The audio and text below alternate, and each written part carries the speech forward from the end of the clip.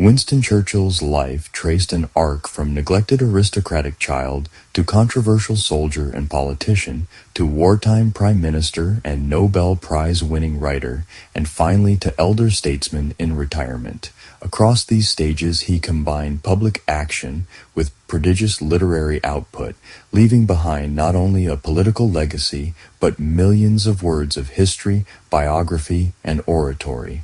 His story is inseparable from the great conflicts of the 20th century, yet it also illuminates how a single personality used language, spoken and written, to shape both events and memory. Early years and family background. Winston Leonard Spencer Churchill was born on 30 November 1874 at Blenheim Palace in Oxfordshire, the ancestral home of the Dukes of Marlborough. His father, Lord Randolph Churchill, was a rising conservative politician and the younger son of the 7th Duke of Marlborough. His mother, Jenny Jerome, was an American socialite, giving Churchill a mixed British-American heritage that later mattered for his sense of the English-speaking peoples. Churchill's childhood was emotionally difficult. He later recalled feeling neglected by his parents, finding affection mainly from his devoted nurse, Mrs. Everest. At Harrow School, he did poorly in most academic subjects, especially Latin and mathematics, which reinforced his father's decision to steer him toward a military career rather than the classical path expected of many aristocratic sons. After enrolling in the Army class at Harrow, Churchill focused on gaining admission to the Royal Military College at Sandhurst, failing the entrance exam twice before finally passing on his third attempt in 1893. Once there, he applied himself seriously and graduated 20th out of 130, a marked contrast with his earlier record.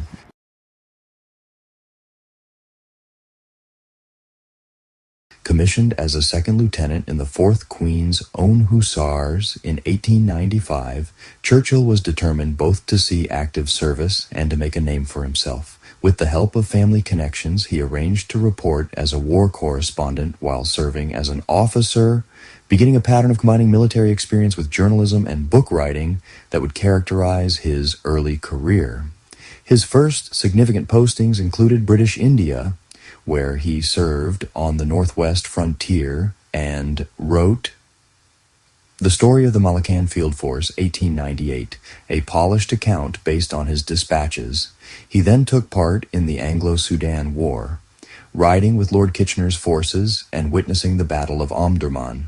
This campaign produced the River War, 1899, an ambitious 2-volume history that already showed his taste for strategic analysis and grand narrative.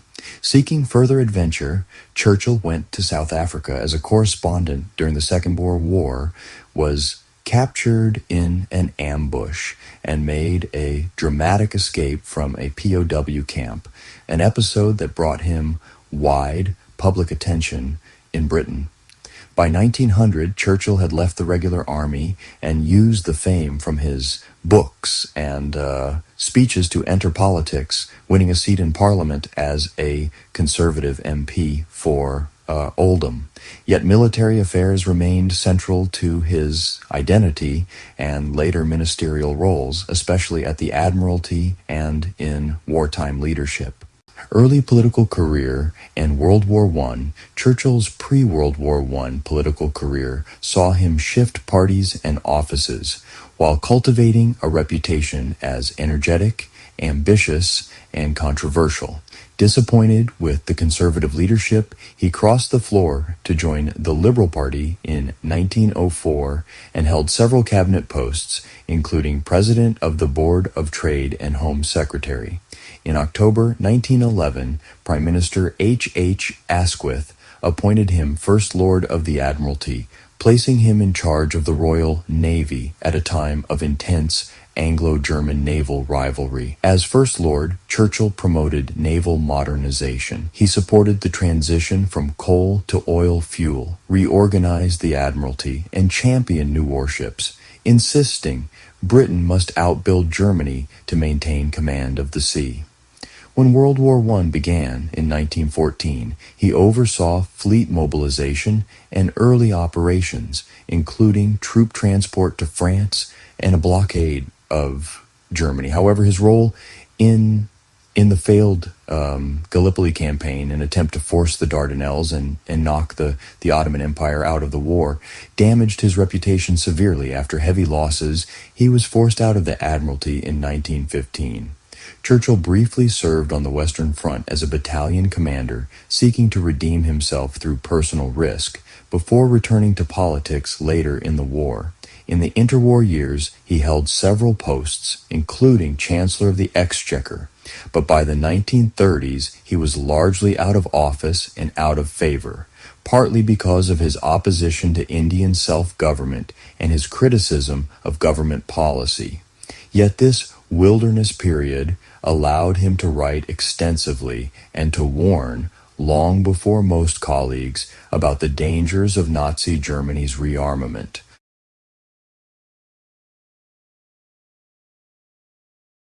On 3rd September 1939, the day Britain declared war on Germany after the invasion of Poland, Neville Chamberlain recalled Churchill to government as First Lord of the Admiralty. The signal, "Winston is back," was circulated to the fleet, recalling his earlier tenure.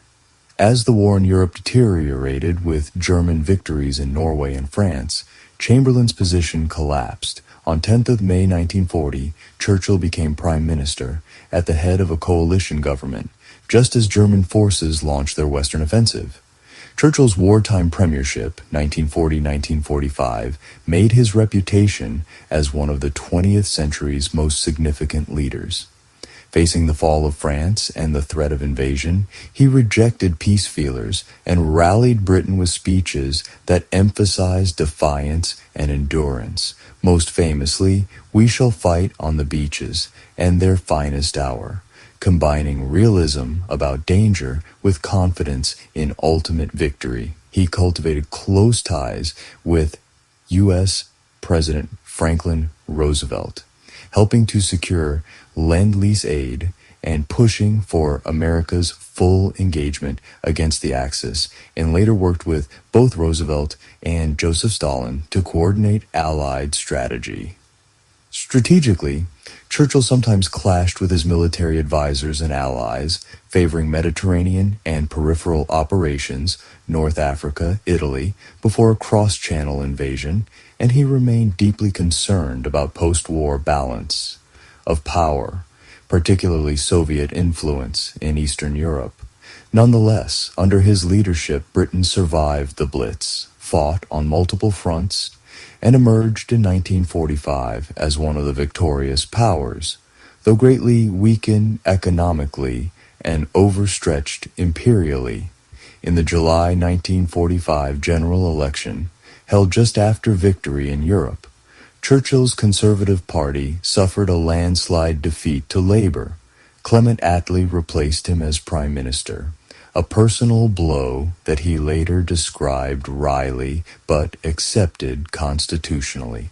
Out of office, Churchill continued to speak and write, famously warning of an Iron Curtain descending across Europe in a 1946 speech in Fulton, Missouri, and urging Anglo-American cooperation to contain Soviet expansion. Second premiership and retirement, Churchill returned to power in 1951, winning the general election and forming a conservative government in which he again served as prime minister until 1955. His second term focused less on wartime heroics and more on managing Britain's post-war adjustment. He supported the early stages of European integration, navigated Cold War tensions, and sought détente where possible, while domestically accepting much of the welfare state built by labor. Health problems, including a stroke in 1953, limited his effectiveness, and in April 1955, he resigned as prime minister, succeeded by Anthony Eden, though he remained a member of parliament until 1964. In retirement, Churchill spent much of his time at Chartwell, his country home, painting, hosting guests, and writing. He maintained an active public presence through speeches and appearances, and his 80th and 90th birthdays were marked by extensive celebrations at home and abroad, recognizing him as a symbol of wartime leadership and Anglo-American partnership. Churchill died on 24th January 1965 at the age of 90. His state funeral drew dignitaries from around the world and was widely seen as closing a chapter on Britain's imperial heroic era.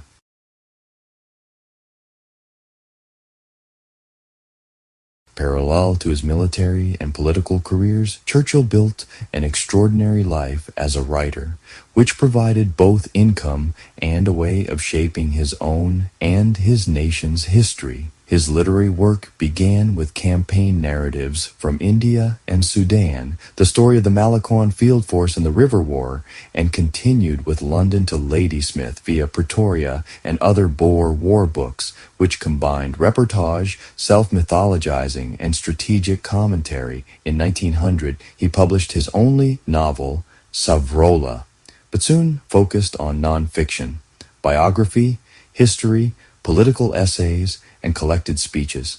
Early major works included a biography of his father, Lord Randolph Churchill, 1906, and Marlborough, His Life and Times, 1933-38, a multi-volume study of his ancestor, the first Duke of Marlborough, that also served as a reflection on strategy, leadership, and coalition warfare. After World War II, Churchill turned his experience into the Second World War, 6 volumes, 1948-1953, a sweeping narrative that drew heavily on documents and his own perspective, helping to shape public understanding of the conflict while naturally presenting himself in a central, often favorable role.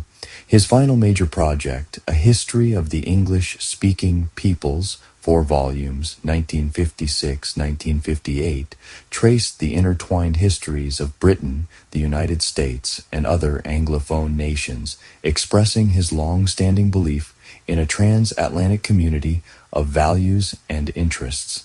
In 1953, Churchill received the Nobel Prize in Literature for his mastery of historical and biographical description, as well as for brilliant oratory in defending exalted human values, recognizing not just his war memoirs, but the totality of his output, including speeches, histories, and biographies. Estimates suggest he wrote 8 to 10 million words across more than 40 books and countless articles and speeches, making writing not only his main source of income for much of his life, but also a way of wrestling with his own demons, his black dog of depression, and leaving a crafted record of his times.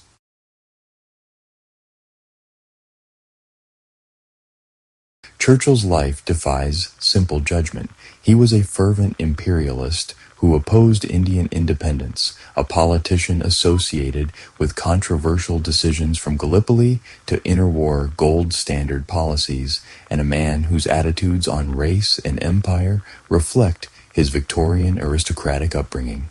Yet he was also the leader who, at a moment of profound danger, articulated Britain's will to resist Nazi Germany in language that galvanized a nation and inspired allies, and a writer who turned political and military experience into narratives that still shape how millions understand the 20th century.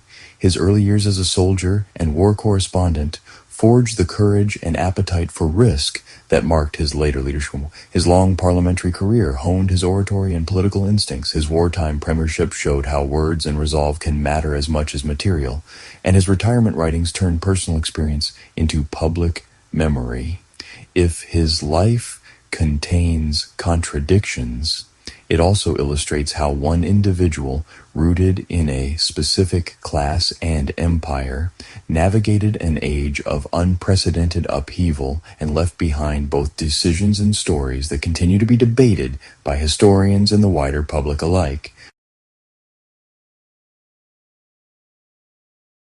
Franklin D. Roosevelt's life was marked by extraordinary privilege, profound personal challenge, and political transformation. Born into wealth and social prominence, he faced the crippling effects of polio at the peak of his early career, yet rose to become the longest-serving U.S. president, leading the nation through the Great Depression and World War II with innovative legislation and wartime leadership. His story intertwines family legacy, private struggle, masterful political maneuvering, and a vision of government as an active force for good.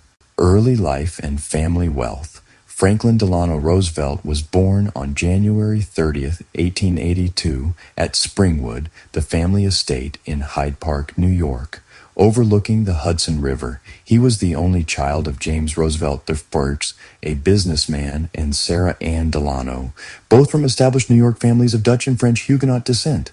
James Roosevelt, born in 1828, had built a fortune through railroads, coal, real estate, and finance. He served as vice president of the Delaware and Hudson Railway and president of the Southern Railway Security Company before retiring to manage his estates and investments.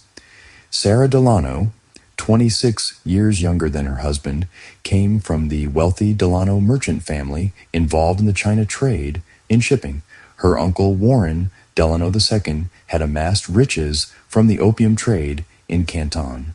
The Roosevelts' wealth was rooted in 19th century America's economic boom.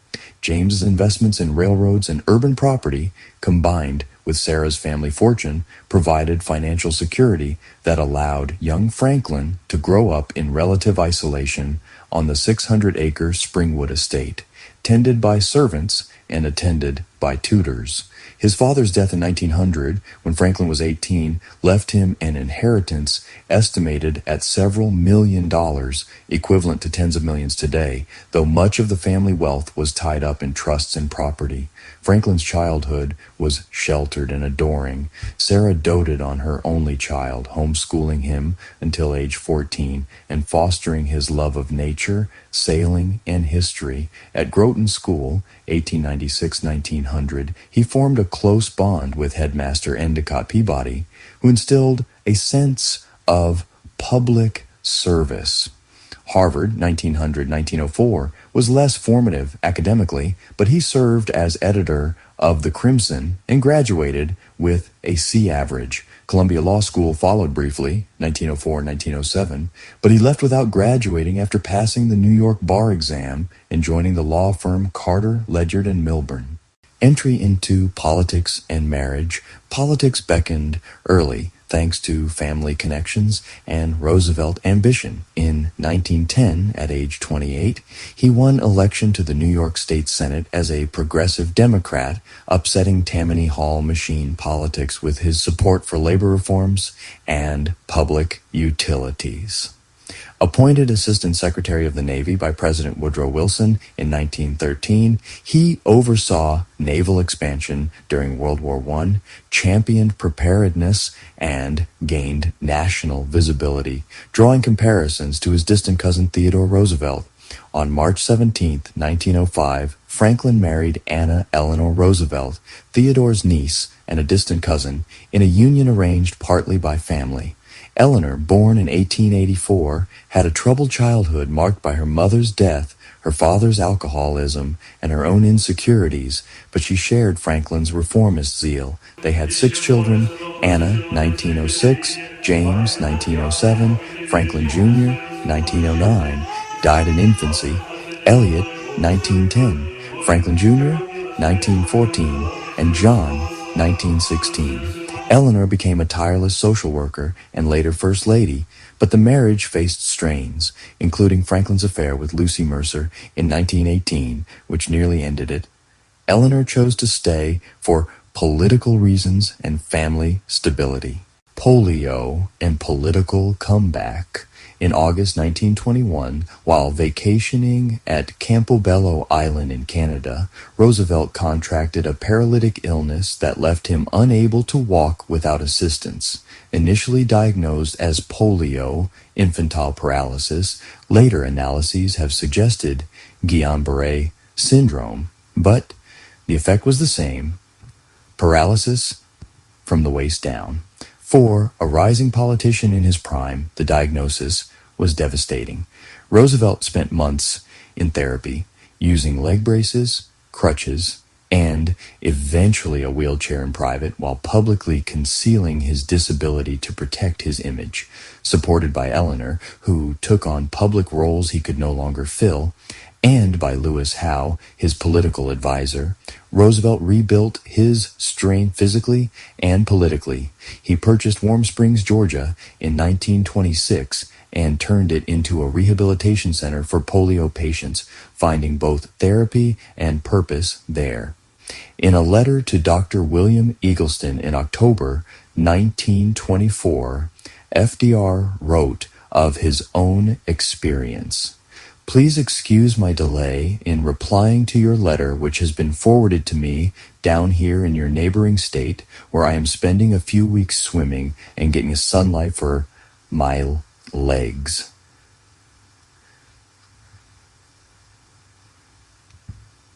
Gentle exercises, especially for the muscles of the back and abdomen, are of great value. In 1928, he won election as governor of New York, serving effectively despite his disability and implementing progressive programs like unemployment relief that foreshadowed the New Deal. 4 terms as president and the New Deal. The Great Depression propelled Roosevelt to the presidency. In 1932, he won a landslide victory over Herbert Hoover, promising a New Deal for the American people. Inaugurated on March 4, 1933, amid bank panics and 25% unemployment, Roosevelt acted decisively. In his first fireside chat, he explained the Banking Holiday and Emergency Banking Act, restoring public confidence. I want to talk for a few minutes with the people of the United States about banking.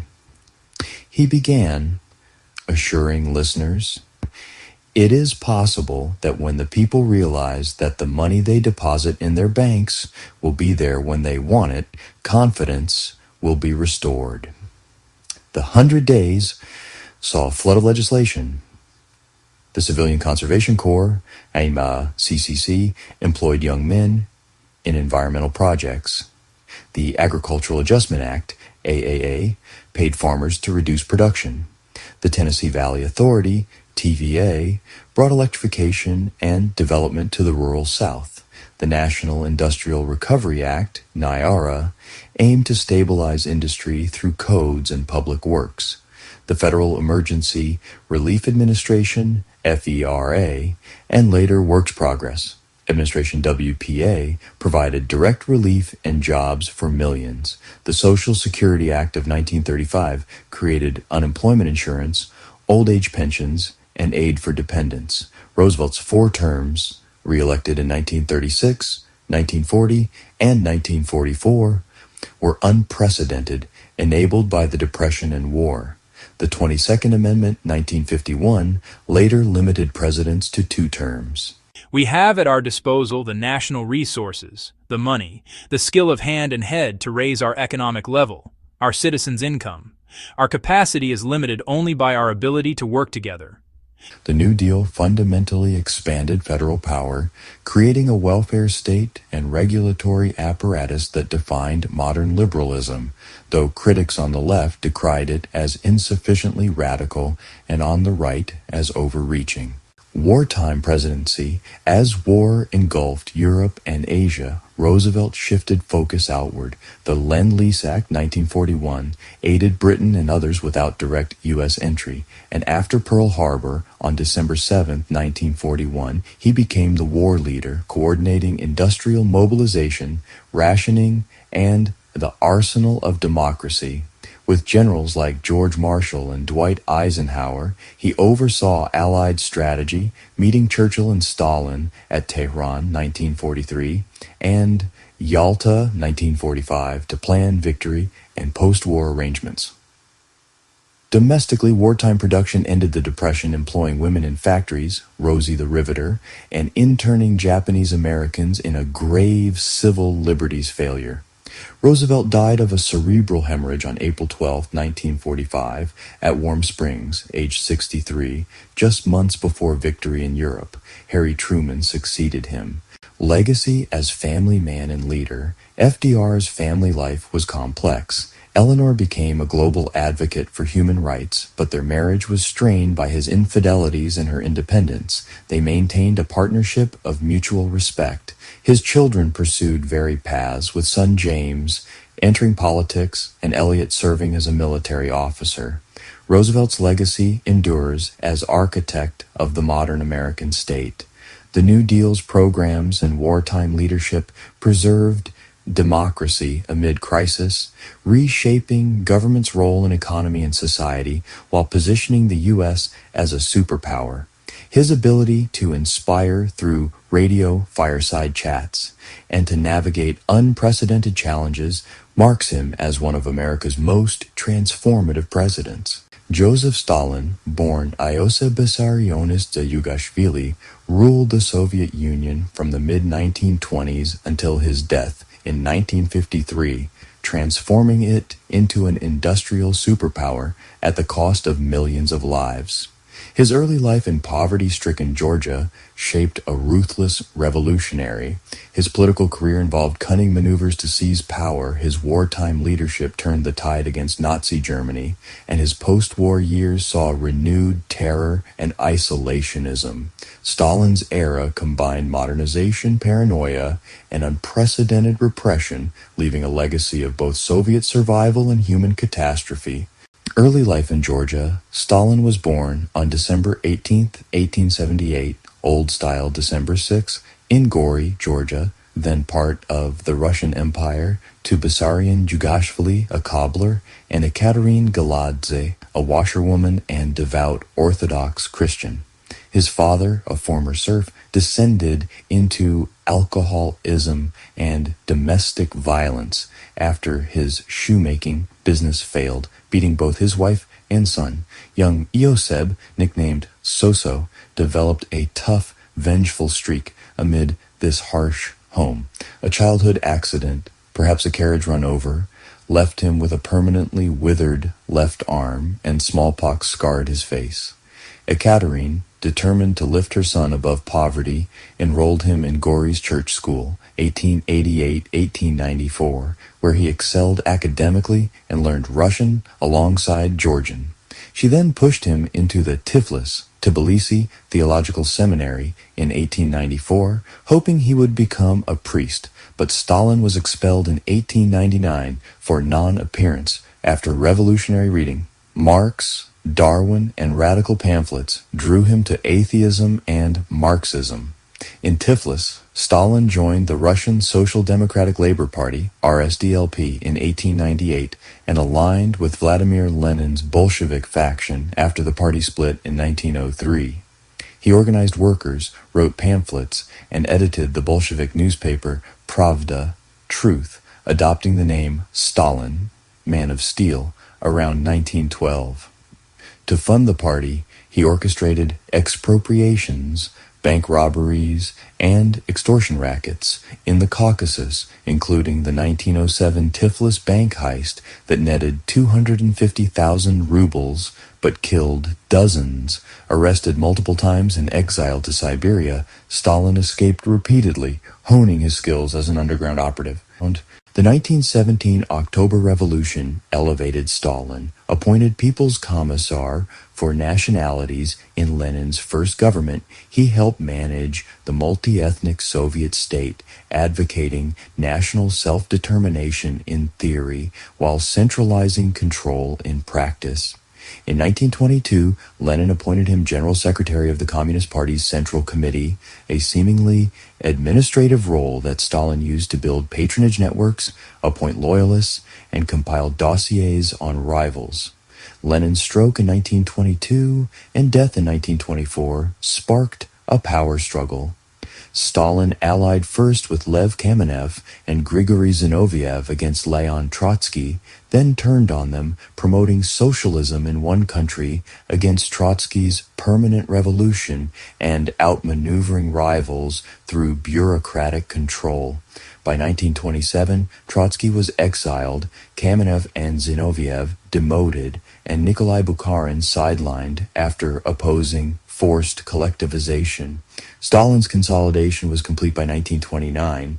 He had transformed a party of revolutionaries into his personal instrument. Vladimir Lenin and Joseph Stalin, the first two leaders of the Soviet Union, pursued economic policies shaped by Marxist ideology but diverging sharply in methods, goals, and human costs. Lenin's new economic policy, NEP, introduced in 1921, was a pragmatic retreat from rigid socialism to stabilize the economy after the Russian Civil War. Stalin's 5-year plans, launched in 1928, represented an aggressive push toward rapid industrialization and collectivization, abandoning NEP in favor of total state control. While both aimed at building socialism, Lenin's approach emphasized flexibility and recovery, whereas Stalin's prioritized speed and coercion, often at catastrophic expense. Both policies responded to crises. Lenin inherited the devastation of World War I, the 1917 Revolution, and the Civil War, 1918-1921, which caused famine, industrial collapse, and peasant revolts like the Kronstadt Rebellion. War communism, grain, requisitioning, nationalization, and central planning failed, leading to economic chaos and social unrest. Stalin, succeeding Lenin in 1924, faced a recovering but agrarian economy. He sought to match Western industrialization to prepare for war and achieve socialism in one country, rejecting Trotsky's global revolution. Introduced at the 10th Party Congress in 1921, NEP was Lenin's strategic retreat. It replaced war communism with limited capitalism under state oversight. Peasants could sell surplus grain after a tax in kind. Small businesses and private trade, NEPmen, were allowed. Foreign investment was encouraged via concessions. Lenin called it state capitalism, the last stage before socialism, arguing it would motivate production while funding socialism through taxes on private enterprise. NEP succeeded economically. Agricultural output recovered to pre-war levels by 1926. Industry grew modestly. Consumer goods reappeared.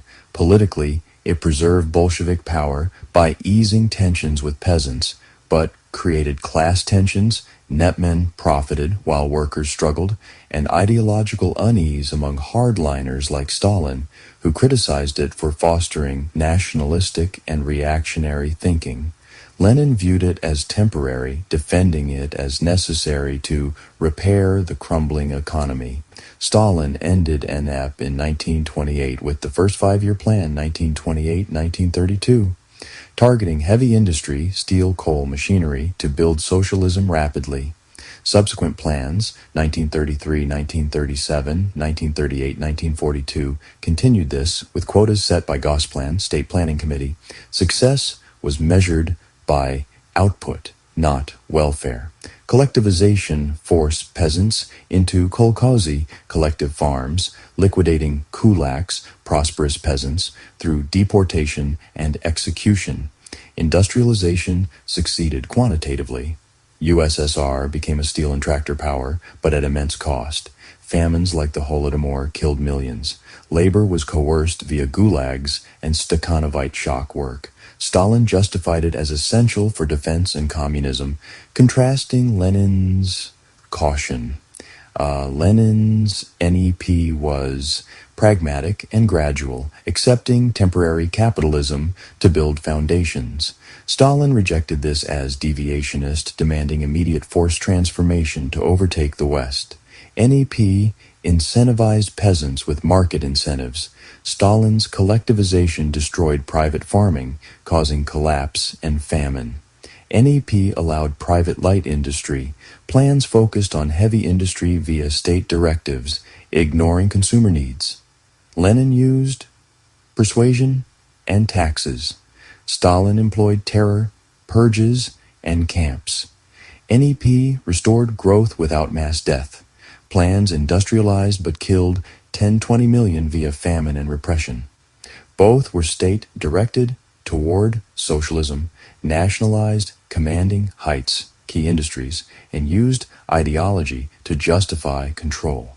Lenin's Goel-Ro electrification plan prefigured Stalin's planning. Stalin's plans reversed Lenin's NEP retreat, prioritizing coercion over compromise.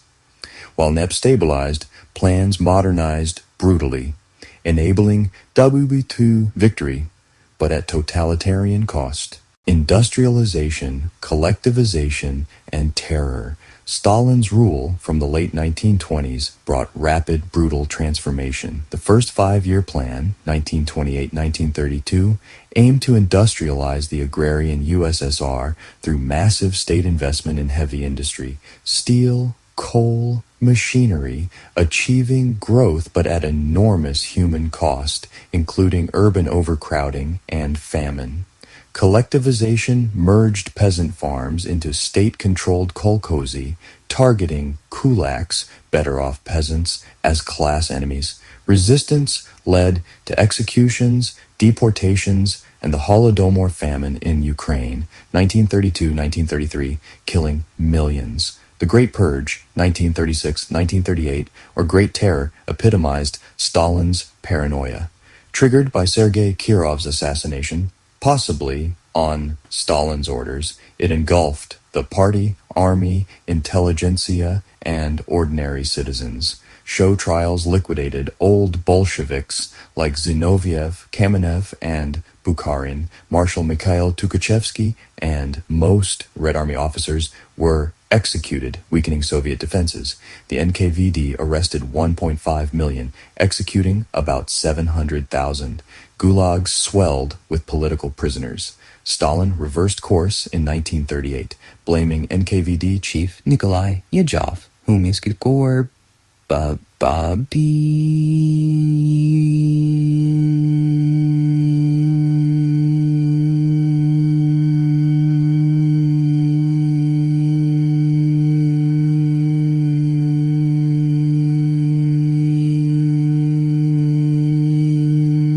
Leadership during World War II.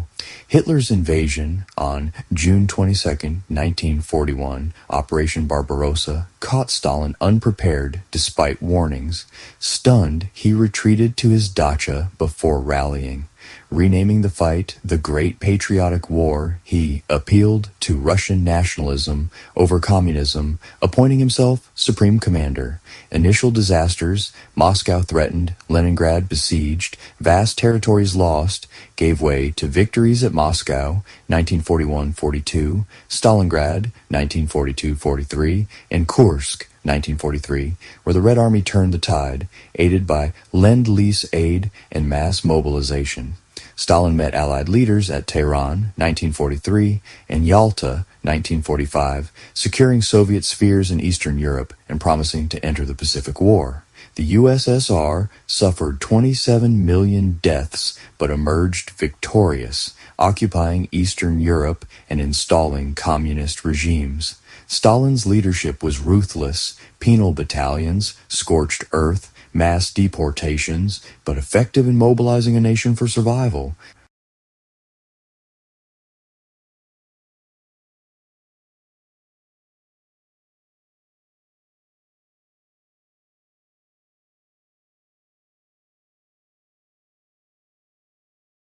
Post-war years and death. After 1945, Stalin rebuilt amid the Cold War. He purged returning POWs as traitors, consolidated the Eastern Bloc, and launched renewed industrialization while maintaining terror against cosmopolitans and Jews. The 1948-1953 doctor's plot accused Jewish physicians of plotting his murder, signaling another purge wave. A stroke in 1945 weakened him. Paranoia deepened. On March 1, 1953, he suffered a cerebral hemorrhage at his Kuncevo dacha after a party. Aides, fearing reprisal, delayed aid until March 5th, when he died. His body lay in Lenin's mausoleum until 1961. Stalin industrialized the USSR, won a world war, and built a superpower, but at the cost of 60 million lives through famine, purges, and camps. Revered in some quarters as a wartime hero, he remains a symbol of totalitarian evil elsewhere.